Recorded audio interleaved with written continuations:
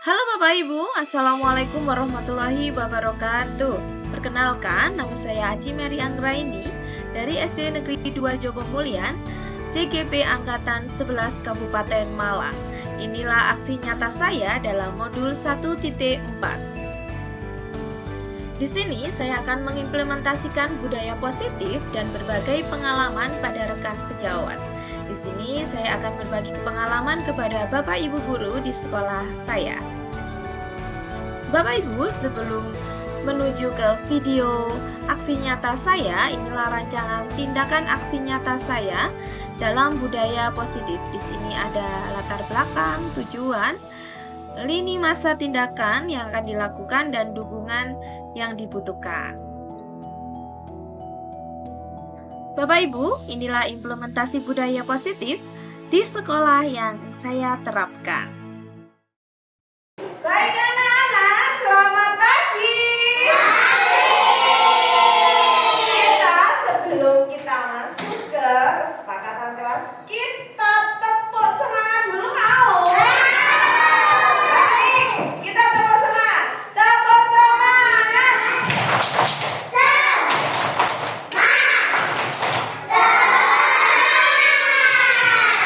Apa kabar hari ini?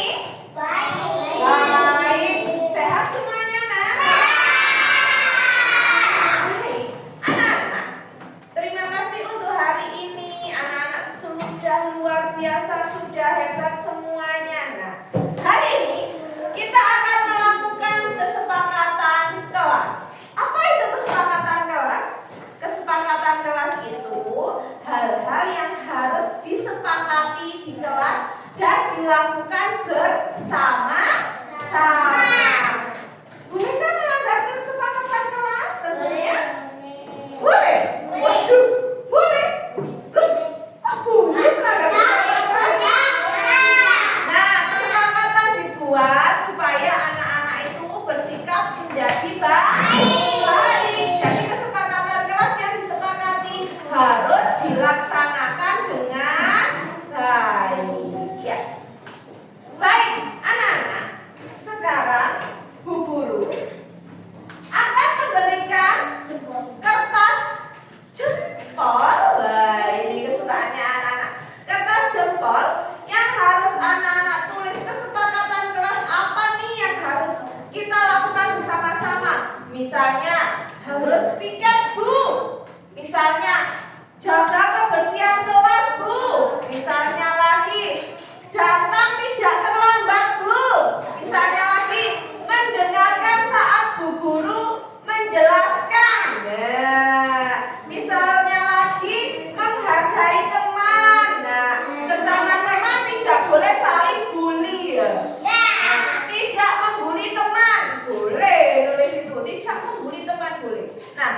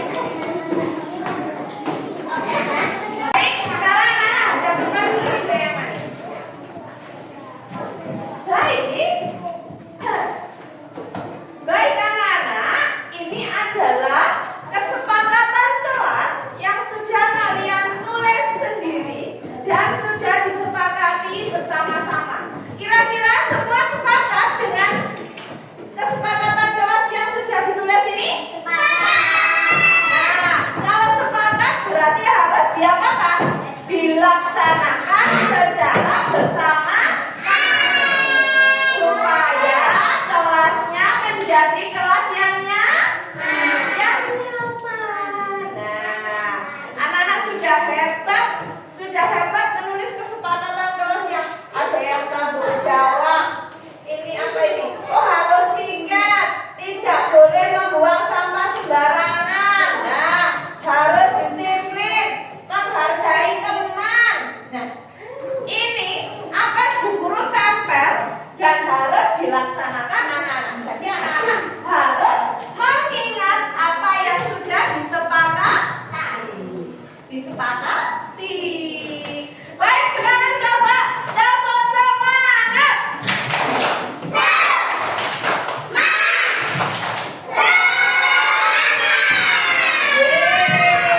Baik, anak-anak, hari ini sudah membuat kesepakatan kelas yang luar biasa dan harus dilakukan bersama-sama.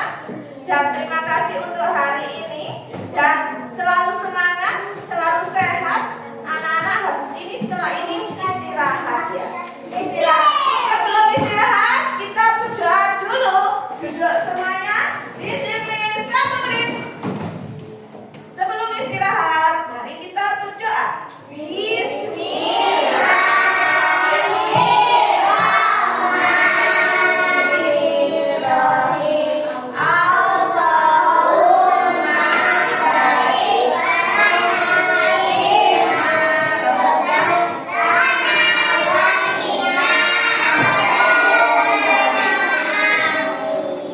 Baik, hari ini setelah ini anak-anak istirahat dulu dan kita nanti akan belajar selanjutnya. Terima kasih. Inilah hasil kesepakatan kelas kami di kelas 1.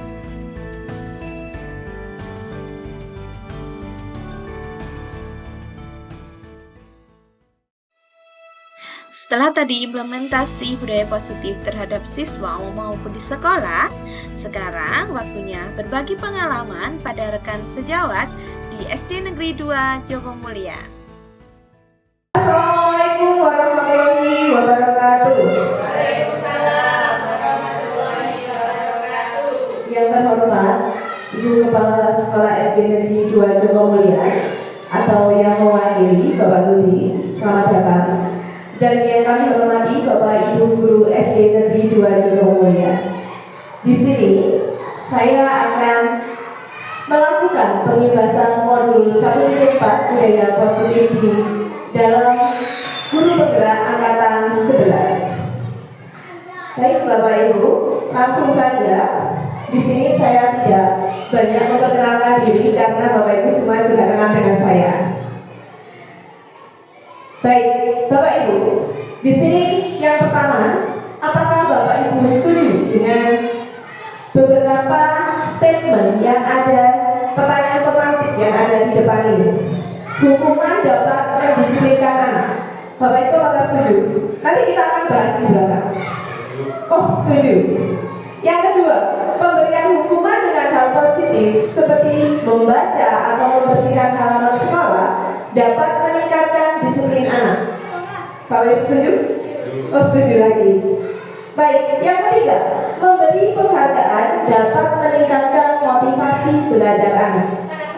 Oh, sangat setuju. Baik, kita akan bahas nanti di slide selanjutnya. Yang pertama, disiplin positif dan nilai kebajikan universal. Nah, ini adalah sebuah paradigma dan kegiatannya seperti ini Bapak Ibu. Ada A dan B, Anda dan teman Anda.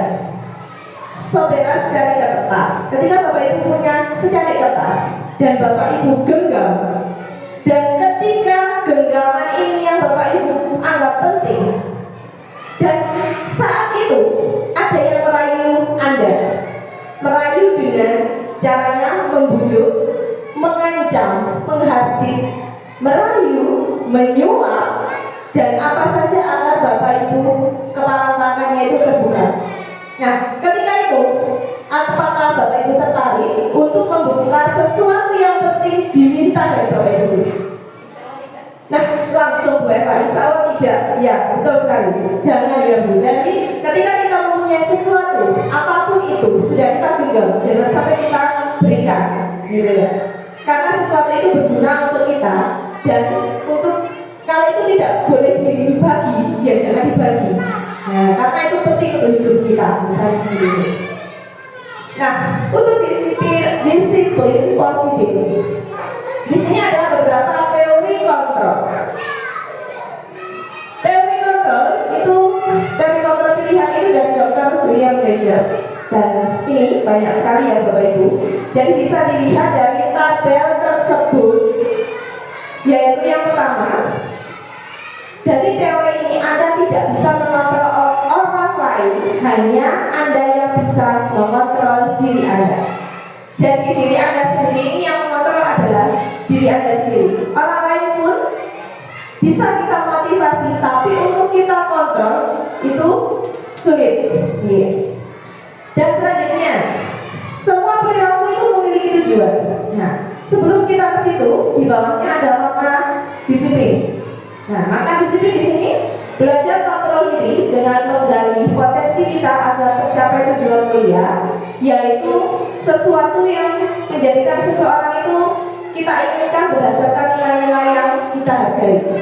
Nah, yang selanjutnya, semua perilaku itu memiliki tujuan. Nah, dari teori motivasi itu, yang pertama itu untuk menghindari hukuman.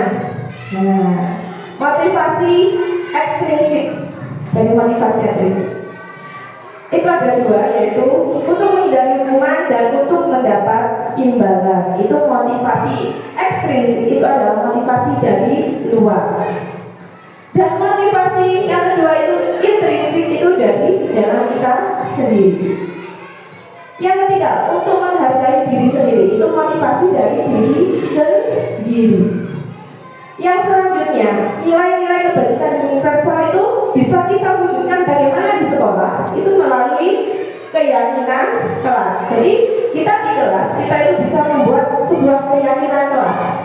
Apa beda peraturan kelas dan keyakinan kelas? Itu berbeda sekali, Bapak Ibu. Ya. Dan selanjutnya, model berpikir menang-menang. Nah, yang selanjutnya kolaborasi dan menciptakan konsensus, menciptakan pilihan-pilihan baru. Nah, ada 5 posisi kontrol yang nantinya akan saya jelaskan satu persatu, dan ada segitiga restitusi yang nantinya juga akan saya jelaskan. Dan selanjutnya realisasi kebutuhan kita. Nah, ini ada 5 kebutuhan, yaitu kebutuhan penguasaan, kasih sayang dan rasa terima, kesenangan dan kebebasan. Nah, ini adalah makna disiplin. Disiplin itu artinya belajar. Disiplinan artinya belajar. Jadi makna kata tersebut berkonotasi dengan disiplin diri dari murid-murid Sokrates dan Plato. Ini menurut Sokrates dan Plato. Dan banyak lagi. Namun dalam budaya kita, makna dari kata disiplin itu berubah menjadi sesuatu yang dilakukan seseorang pada orang lain untuk mendapatkan kepatuhan. Nah, kecenderungan umum adalah menghubungkan kata disiplin itu dengan ketidaknyamanan, bukan dengan apa yang kita hargai atau pencapaian suatu tujuan mulia. Nah, jadi makna yang terjadi di kita itu seseorang disiplin itu biasanya terpaksa karena supaya patuh, seperti itu. Nah, nilai-nilai kebajikan universal dari sifat-sifat positif manusia tersebut merupakan tujuan yang mulia yang ingin dicapai setiap individu. Nilai-nilai tersebut bersifat universal. Nah, dan lintas bahasa, suku bangsa, agama maupun latar belakang. Nah, setiap perilaku itu pasti memiliki tujuan, Bapak Ibu. Jadi salah benarnya seseorang pasti mempunyai tujuan dan mempunyai alasan. Sehingga dengan menaikkan nilai kebajikan diyakini seseorang itu, maka motivasi intrinsiknya itu akan terbangun, sehingga menggerakkan motivasi dalam dapat mencapai tujuan yang mulia yang diinginkan. Yang selanjutnya, nilai kebajikan yang ingin dicapai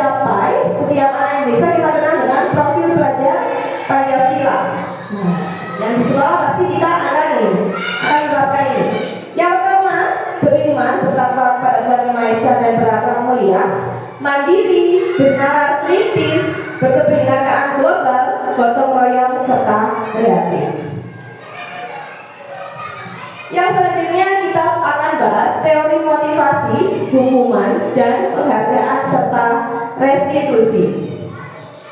Nah, Bapak Ibu, ini adalah teori motivasi perilaku manusia. Yang pertama, untuk menghindari ketidaknyamanan hukuman, caranya apa yang akan terjadi apabila saya tidak melakukannya? Itu adalah motivasi dari luar atau eksternal. Yang kedua, mendapatkan imbalan dari orang lain. Nah, itu juga motivasi dari luar, bukan dari diri sendiri, eksternal. Yang ketiga, untuk menghargai diri sendiri, saya akan menjadi orang yang seperti apa bila saya melakukannya. Itu adalah motivasi internal dari diri kita sendiri. Tujuannya untuk disiplin positif. Nah, ini menurut Ki Hajar Dewantara, merdeka itu artinya tidak hanya terlepas dari perintah, akan tetapi juga catat buat memerintah diri sendiri. Begitu Bapak Ibu. Jadi kita itu tidak hanya untuk memerintah, tapi kita harus catat untuk memerintah diri sendiri. Nah, sekarang kita kembali ke restitusi. Restitusi itu apa sih? Restitusi itu adalah proses menciptakan kondisi bagi murid untuk memperbaiki kesalahan mereka. Jadi murid itu tidak harus nanti itu guru harus meminta murid A dia melaksanakan A, tapi kita coba mereka untuk memperbaiki kesalahan mereka dengan caranya, sehingga mereka bisa kembali pada kelompok mereka dengan karakter yang lebih kuat. Restitusi juga merupakan proses kolaboratif yang mengajarkan murid untuk mencari solusi untuk masalah mereka, membantu murid berpikir tentang seperti apa yang mereka inginkan menjadi tujuan kuliah dan bagaimana mereka harus memperlakukan orang lain. Jadi sedikit, restitusi itu tujuannya anak membuat masalah, kita nanti coba anaknya, kita nanti anak kita suruh mencari solusi sendiri, yang akhirnya dia menyadari kesalahannya dan bisa mereka harus memperlakukan orang lain dengan baik dan juga mempunyai tujuan yang mulia. Ciri-ciri restitusi yang pertama, bukan untuk menebus kesalahan Bapak Ibu. Jadi restitusi ini bukan untuk menebus kesalahan, namun untuk belajar dari kesalahan. Jadi anak-anak itu dihukum, bukan dihukum menjadi efek jerah, bukan, tapi supaya belajar dari kesalahan. Jadi restitusi ini bukan suatu hukuman, gitu ya. Jadi anak-anak itu diajari untuk belajar dari kesalahan. Yang kedua, memperbaiki hubungan.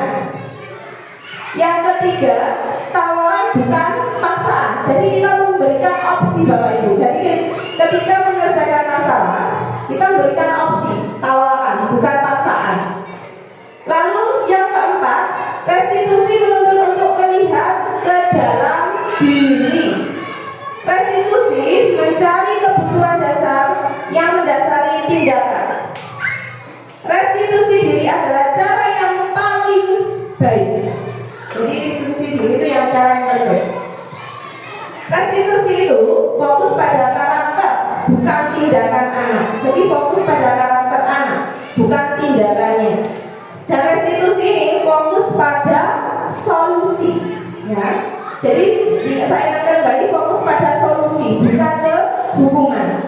Lalu restitusi mengembalikan murid yang membuat salah pada kelompoknya, gitu.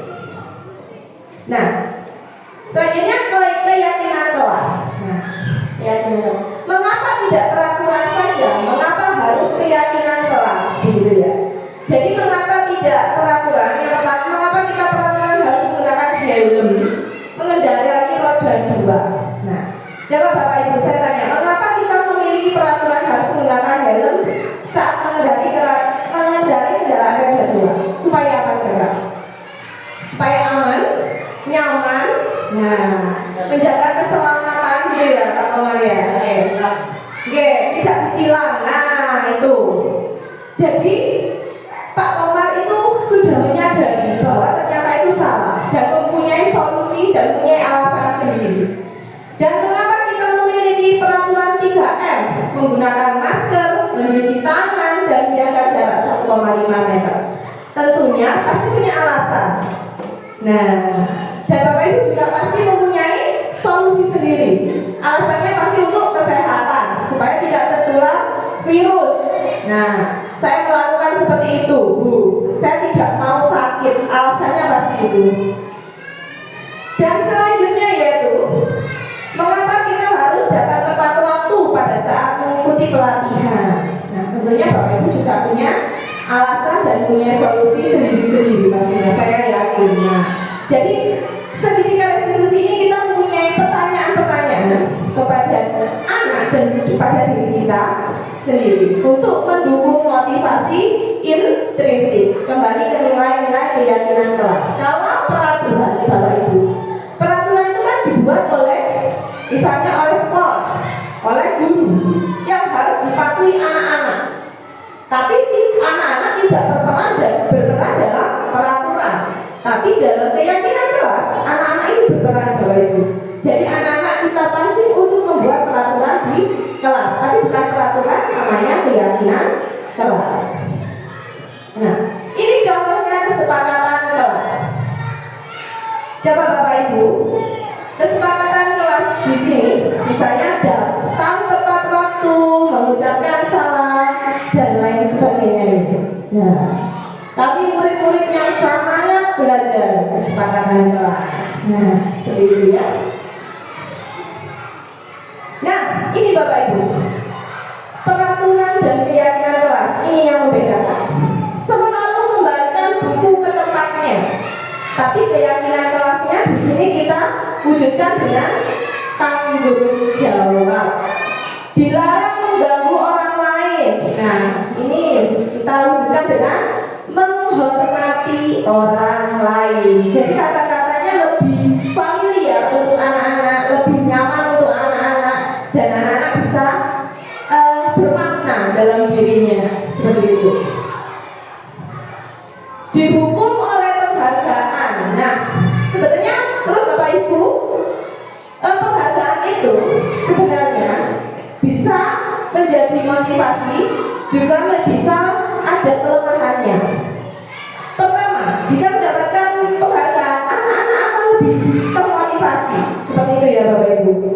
Tapi penghargaan ini juga menurunkan kualitas siswa. Dan penghargaan mematikan kreativitas. Penghargaan mengurangi motivasi dalam dirinya. Jadi anak-anak itu hanya berpikir, kalau saya juara 1, saya akan diberi buku sama guru. Kalau saya tidak dapat juara, saya enggak. Jadi dia itu akan mengejar reward daripada motivasi dalam dirinya. Nah, ini bahaya Bapak Ibu. Jadi ternyata penghargaan itu tidak boleh dilakukan secara kontinu atau terus-menerus begitu. Jadi penghargaan itu boleh diberikan sesekali boleh, tapi Bapak Ibu lebih harus menekankan ke motivasi dalam dirinya. Penghargaan itu tidak hanya dari barang Bapak Ibu. Cukup tepuk tangan itu sudah jadi penghargaan untuk siswa. Lalu selanjutnya, tindakan guru. Nah, ini Bapak Ibu, ada hukuman dan konsekuensi. Mencatat 100 kali dalam buku kalimat, saya tidak akan terlambat lagi karena terlambat ke sekolah. Ini hukuman atau konsekuensi? Ini adalah hukuman. Dan konsekuensi itu misalnya menggantikan kertas tugas teman yang telah dicoret-coret. Itu namanya konsekuensi, bukan hukuman. Hukuman itu sesuatu yang harus mereka kerjakan dari guru. Saya lari mengelilingi lapangan basket 2 kali karena terlambat hadir ke sekolah. Ini namanya hukuman. Membersihkan tumpahan air di meja tulis karena tersenggol pada saat belajar. Ini adalah konsekuensi. Jadi konsekuensi itu apa yang dikerjakan anak, misalnya melupakan, itu harus membersihkan. Lalu lagi, murid disuruh untuk mengenakan sepatu harian di sekolah karena tidak mengenakan sepatu hitam. Ini adalah hukuman. Nah, lari mengelilingi lapangan basket 2 kali karena terlambat 10 menit untuk pelajaran PJOK. Ini adalah konsekuensi dari apa yang mereka kerjakan. Lalu, identitas gagal dan identitas sukses sekarang. Identitas gagal dari hukuman yaitu sesuatu yang menyakitkan harus terjadi, Bapak Ibu. Konsekuensinya sesuatu harus terjadi dan restitusi itu merupakan pilihan untuk menyelesaikan masalah tersebut. Tidak nyaman untuk murid, anak, atau jangka waktu yang panjang. Jadi hukuman itu tidak akan nyaman untuk murid. Lalu lagi konsekuensi dari identitas suksesnya tidak nyaman untuk murid, anak untuk jangka waktu yang pendek. Kalau restitusi itu menguatkan untuk murid anak dalam waktu yang panjang. Begitu. Kenapa Pak seperti itu? Nah, coba kita pikirkan. Ketika memberikan hukuman itu pasti kita tidak menstabilkan emosi. Kita tahu terjadi, kadang-kadang kita menjadi guru langsung berikan hukuman. Nah, ini Bapak Ibu, korban mendapatkan keadilan. Kalau hukuman pasti korbannya mendapatkan keadilan. Tapi dalam konsekuensi korban bisa diabaikan. Dalam restitusi korban mendapatkan ganti. Gantinya apa? Gantinya solusi. Nah, dalam hukuman murid akan tersakiti dan dalam konsekuensi murid akan dibuat tidak nyaman. Nah, seperti tadi, telat 10 menit, lari 2 kali. Nah, tidak ditanya dulu apa alasannya dan tidak distabilkan dulu identitasnya, langsung disuruh dulu ya. Dalam restitusi ini masalah akan terpecahkan. Lalu lagi, sistem tidak bisa berjalan dalam hukuman. Sistem tidak akan berjalan, bisa murid tidak takut. Kenapa tidak takut, Bu? Karena nyata. Jika siswa diberikan, oke, kamu hari ini tidak mengerjakan tugas, tulis perkalian sebanyak 10 kali. Dia sudah tahu konsekuensinya itu. Kalau saya nggak tulis, paling sama Bu Guru disuruh gitu. Nah, itu tidak akan menjadi efek jerah. Nah, lalu yang selanjutnya dalam hukuman berlaku hanya sebuah intuisi, tidak berlanjut pada kehidupan nyata. Dan selanjutnya peraturannya adalah kamu harus pasti itu, ya, kamu harus ini, kamu harus itu. Dan selanjutnya murid atau anak membenci peraturan karena peraturannya bersifat tidak membuat nyaman anak. Nah, dalam konsekuensi ini juga memerlukan yang tadi monitoring, supervisi, dan teruskan. Lalu dalam konsekuensi juga membantu penerapan mengikuti peraturan dalam masyarakat.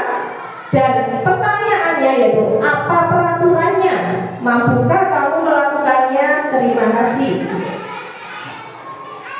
Jadi dalam konsekuensi, dalam identitas hukuman itu Bapak Ibu bisa negatif dan konsekuensi itu netral dan dalam restitusi itu bersifat positif seperti itu.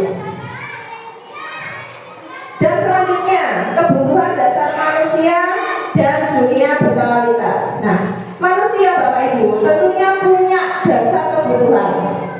Yang pertama bertahan hidup. Bertahan hidup dengan apa? Ya dengan makan, dengan sandang papan dan pangan gitu ya. Terus penguasaan, kesenangan, kebebasan, rasa kasih sayang dan rasa diterima. Nah, ini adalah 5 posisi kontrol. Motivasinya yang pertama, identitas gagal kontrol dari luar. Nah, ini bisa dikategorikan seperti ini Bapak Ibu di dalam tabel ini. Nah, sebagai seorang yang mempunyai posisi kontrol penghukum. Nah, di sini guru berbuat menghardik, menunjuk-nunjuk, menyakiti dan menyindir. Nah, itu adalah salah satu guru penghukum. Guru berkata, kalau kamu tidak melakukannya, awas ya, rasakan. Nah, itu adalah posisi kontrol penghukum, dan hasilnya siswa akan memberontak, menyalahkan orang lain dan berbohong. Nah, kaitannya dengan dunia berkualitas dalam penghukum yaitu murid melakukan guru di luar dunia berkualitas. Nah, murid akan berkata begini Bapak Ibu, dalam posisi kontrol penghukum. Biarkan saja, nanti juga marah-marah lagi. Nah, pasti anak-anak akan punya rasa seperti itu. Dampaknya apa pada siswa atau murid? Dampaknya yaitu mengulangi kesalahan tersebut. Dan selanjutnya membuat orang bersalah. Jadi 5 posisi kontrol ini ada penghukum. Yang kedua membuat orang merasa bersalah. Nah, ketika bu guru ini atau guru tersebut berceramah dan mengatakan seharusnya kamu seperti ini, ibu kecewa sama kamu. Nah, itu nanti guru berkata seharusnya kamu sudah tahu. Nah, ibu lelah sekali mengatakan ibu stres. Nah, jangan sampai seperti itu ya Bapak Ibu. Ini adalah di posisi membuat orang bersalah. Dan kaitannya dengan dunia berkualitas yaitu murid meletakkan guru dalam dunia berkualitas. Lalu murid apa yang akan terjadi pada murid? Murid pasti berkata, maafkan saya Pak Bu. Dan dampaknya pada murid apa? Murid akan merasa rendah diri. Dan murid juga kepercayaan dirinya hilang. Jangan sampai itu terjadi. Dan sekarang posisi kontrol yang ketiga yaitu teman. Kita berada di posisi teman, posisi kontrol teman. Jadi guru berbuat apa? Membuat alasan-alasan untuk muridnya. Nah, guru berkata gimana? Ayolah lakukan demi ibu. Masa kamu tidak mau? Kalau ingat tidak Bu, pernah dibantu sama ibunya enggak? Nah, itu posisi teman. Jadi kita lebih berteman dengan anak-anak. Dan selanjutnya kaitannya sekarang murid meletakkan guru sebagai orang yang sangat penting di dunia berkualitas. Jadi nanti guru itu letaknya sangat penting gitu. Nanti di sini di posisi teman, murid akan berkata, saya pikir bapak atau ibu teman saya ternyata begitu. Nah, di posisi teman begitu. Jadi penyelesaiannya di posisi teman ini, murid akan merasa berteman dengan bapak ibu. Dampaknya pada murid lemah, tidak mandiri dan tergantung. Jadi murid itu bisa lemah. Kenapa kok lemah? Karena merasa punya kasarannya apa? Bekengan gitu ya, punya teman yang bisa melindungi dia. Jadi mereka kurang mandiri. Sekarang guru di posisi pemantau, dikontrol pemantau. Guru ini berbuat menghitung dan mengukur. Guru berkata apa peraturannya, gitu. Dan kalian kaitannya dengan dunia berkualitas yaitu murid meletakkan guru, peraturan dan hukuman dengan dunia yang berkualitas. Dan pertanyaannya dari murid ini pasti begini, berapa banyak bintang yang saya harus peroleh? Nah, itu. Dan yang berapa halaman yang harus saya tulis? Nah, seperti itu. Dampaknya dalam pemantau ini menitik beratkan pada sanksi atau hadiah untuk dirinya. Nah, ini kembali ke yang tadi, pemberian reward. Jadi pemberian reward itu tidak harus continue Bapak Ibu, bahaya nanti. Jadi anak-anak itu hanya berharap diberikan reward sehingga anak-anak nanti dapat reward senang. Nah, tapi motivasi dalam dirinya tidak ada. Motivasinya hanya dari guru, dari eksternal atau ekstrinsik saja, gitu, tidak ada dalam dirinya. Nah, lalu identitas berhasil atau sukses kontrol diri ini bisa dari manajer. Nah, manajer ini guru berbuat apa? Guru berbuat mengajukan pertanyaan dan guru berkata apa yang kita yakini, gitu. Apa yang kita yakini, apa yang bisa kita kerjakan untuk memperbaiki masalah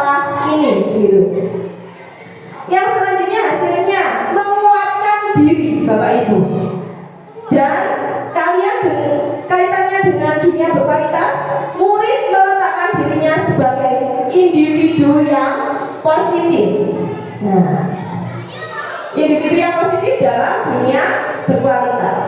Yang selanjutnya yaitu dampaknya. Mohon maaf, muridnya akan berkata bagaimana caranya saya bisa memperbaiki keadaan. Dan selanjutnya dampaknya apa?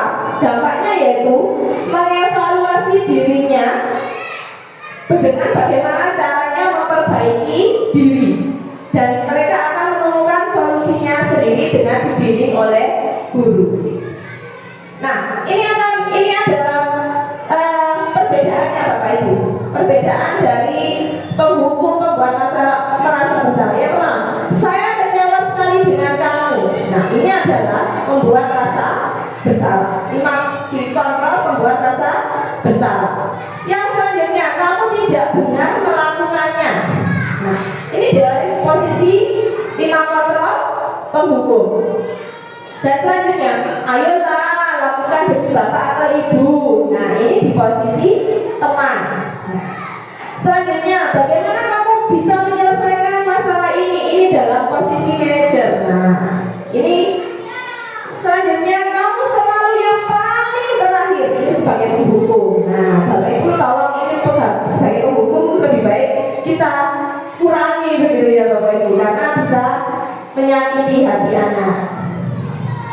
Selanjutnya yaitu segitiga restitusi. Nah, dalam segitiga restitusi, tadi Bapak Ibu sudah tahu ya, restitusi tadi untuk menyelesaikan sebuah masalah untuk anak, dan anak tersebut bisa menemukan solusi sendiri. Nah, dalam segitiga restitusi ini ada 3 aktivitas Bapak Ibu. Yang pertama, menstabilkan identitas. Nah, menstabilkan identitas ini dengan cara bagaimana Bapak Ibu? Dengan cara seperti ini. Halo nak, tadi sudah istirahat, pasti jam kerja Bu Guru. Tahu nggak sama Bu Guru dipanggil ke kantor untuk apa? Tidak Bu, baik. Tadi Mbak Cici, kalau saya Cici, Mbak Cici tadi kok Bu Guru tahu Mbak Cici tadi kok datang terlambat ya? Nah, itu iya Bu Guru, gitu. Iya Bu Guru. Nah, menstabilkannya gimana?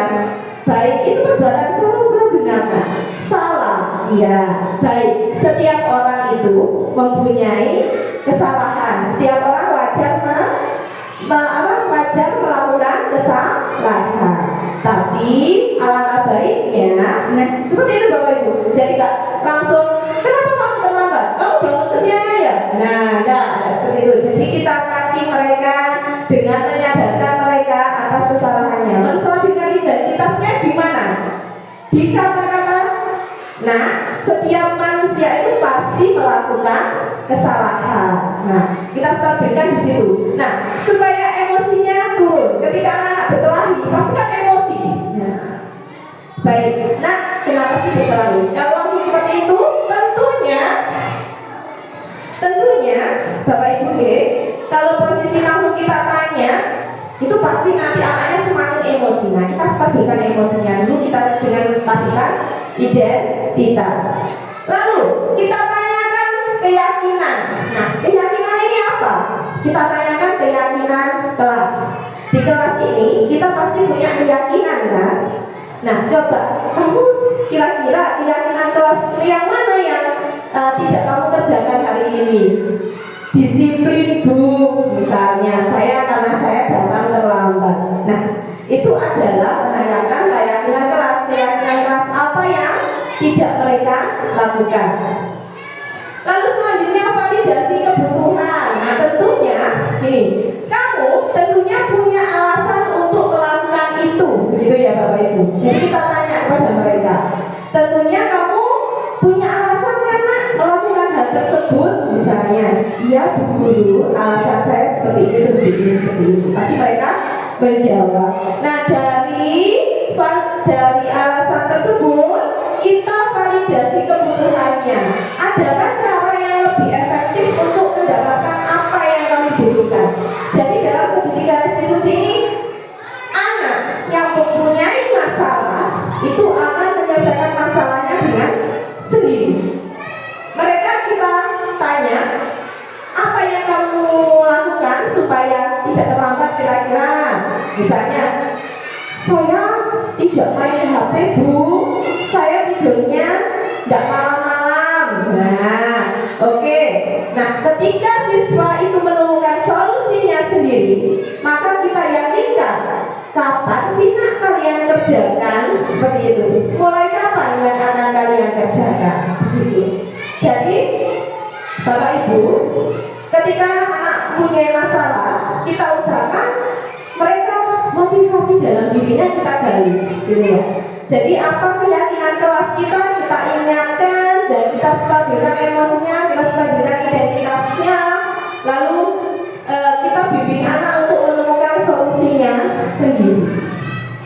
Baik, itu tadi Bapak Ibu berbagi dari saya mengenai banyak sekali tadi 5 kontrol, budaya positif dan restitusi. Mungkin dari sini Bapak Ibu punya pertanyaan atau kita bisa diskusi, monggo.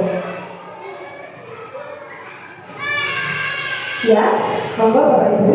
Kalau misalnya ada yang Bapak Ibu rasa, Bu, kalau misalnya restitusi itu apa bisa diterapkan di semua siswa begitu?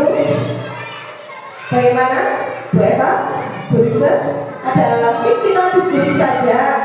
Ada pertanyaan?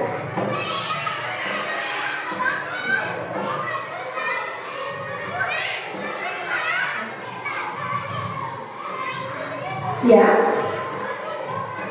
Apa Bu Eva kira-kira? Ya. Oke, lihat dengan Teman-teman biasanya. Sebelumnya mohon maaf dan terima kasih atas kesempatan yang diberikan. Ini yang saya tanyakan terkait dengan budaya positif tadi.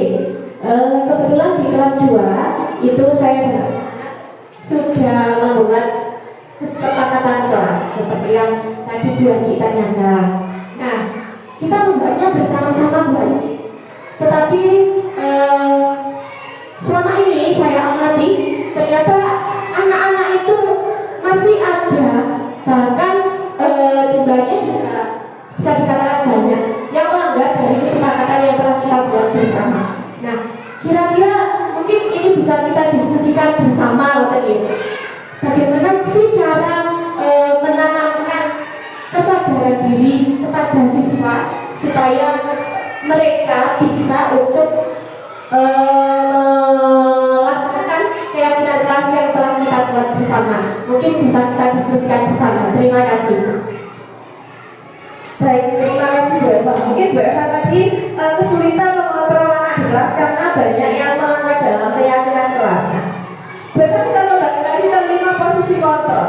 Nah, 5 posisi kontrol yang tadi. Nah, di sini ada penghukum, pembuat orang bersama, teman, pemantau, dan manajer. Nah, yang kira-kira Bu Eva sebagai guru, kita harus menjadi pemimpin pembelajaran. Kita harus menjadi manajer dalam kelas. Nah, Bu Eva bisa memakai posisi kontrol di manajer. Nah, bagaimana Bu Eva mengajukan pertanyaan ke anak-anak dan bagaimana juga Bu Eva berkata ke anak-anak. Misalnya apa yang kita yakini anak. Gimana sih supaya anak-anak itu tidak melanggar Bu? Baik, tadi saya sudah menjelaskan restitusi dan segitiga restitusi. Nah, di sini ketika anak-anak melanggar, Bu Eva coba melakukan pendekatan dengan segitiga restitusi. Tentunya dalam kelas yang melanggar tentunya tidak satu kelas penuh, tetapi ada beberapa siswa yang melanggar seperti itu ya Bu Eva. Jadi Bu Eva bisa menerapkan segitiga restitusi ini. Bu Eva tanya apa alasannya. Nah, tentunya jika anak melakukan sesuatu atau melakukan kesalahan itu mempunyai alasan, begitu. Jadi Bu Eva jangan khawatir di segitiga restitusi ini. Bu Eva kalau bisa menerapkan ini, putra putrinya Bu Eva akan termotivasi dalam dirinya, bukan hanya dari Bu Eva yang memberikan reward juga. Nah, memberikan reward boleh, itu untuk memotivasi anak, tapi tidak boleh continue, tidak boleh terus menerus. Mungkin Bapak Ibu kita diskusi lagi. Ada pertanyaan lagi, Bapak? Sudah? Sudah cukup, Bapak Ibu? Ya, terima kasih. Saya ucapkan terima kasih Bapak Ibu telah meluangkan waktunya untuk hari ini, dan semoga ini yang saya sampaikan tadi bermanfaat untuk Bapak Ibu semuanya. Kita yakin putra putri kita akan menjadi putra putri yang cerdas, berkarakter, dan dan berapa lagi Bapak? Dan berprestasi, gitu ya. Baik, Bapak Ibu, ada kurang lebihnya saya mohon maaf dan saya akhiri. Wassalamualaikum warahmatullahi wabarakatuh.